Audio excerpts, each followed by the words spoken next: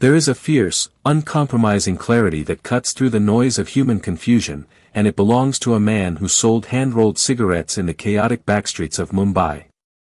Nisargadatta Maharaj never claimed to be a scholar. He didn't read heavy academic books, he didn't found a sprawling religion, and he refused to build an institution around himself.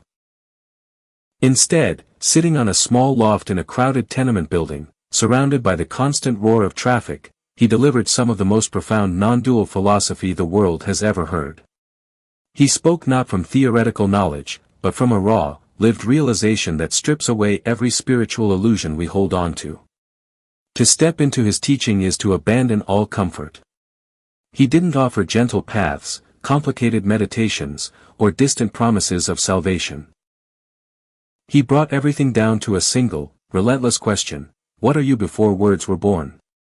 He looked at the endless anxieties of the human mind, our fears, our identities, our constant chasing after peace, and he diagnosed the root cause with absolute precision.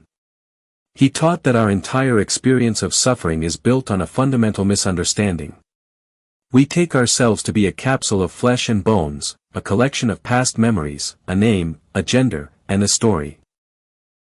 But Maharaj insisted that this person we think we are is nothing more than a ghost created by a restless mind. His entire guidance was beautifully, drastically simple. He told those who came to him to ignore their thoughts, ignore their fears, and ignore their personal histories, and instead anchor themselves completely in the primitive feeling of existence itself. He called this the I am, the pure sense of being alive before we add any labels to it.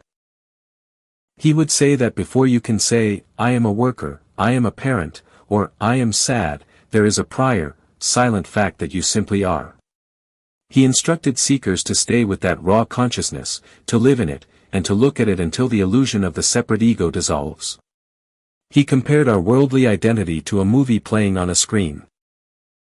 We get so caught up in the drama, the tragedy, and the joy of the movie that we forget we are actually the silent, unmoving screen underneath, completely untouched by the fire or the floods in the film. What makes his philosophy so incredibly powerful is his absolute refusal to spiritualize or romanticize the journey. He did not ask people to worship him, nor did he ask them to change their external lives. He remained a simple shopkeeper until his final days, proving that ultimate liberation does not require an altar, a monastery, or a change of clothing. He taught that true renunciation is not about giving up your family or your possessions. It is about giving up the false idea that you own anything, including your own body.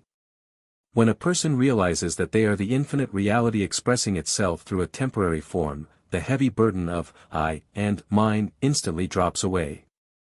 There is no longer a need to protect an ego, because there is nothing separate to protect.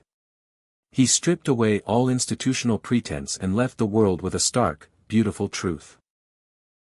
He reminded everyone that you do not need to attain anything new to be free, you only need to look deeply at what is already here and discard what is false. His entire message can be felt in his reminder that wisdom is knowing you are nothing, love is knowing you are everything, and between the two, your life moves. If you liked this video, please encourage the channel by hitting like, sharing it with others, and subscribing for more videos.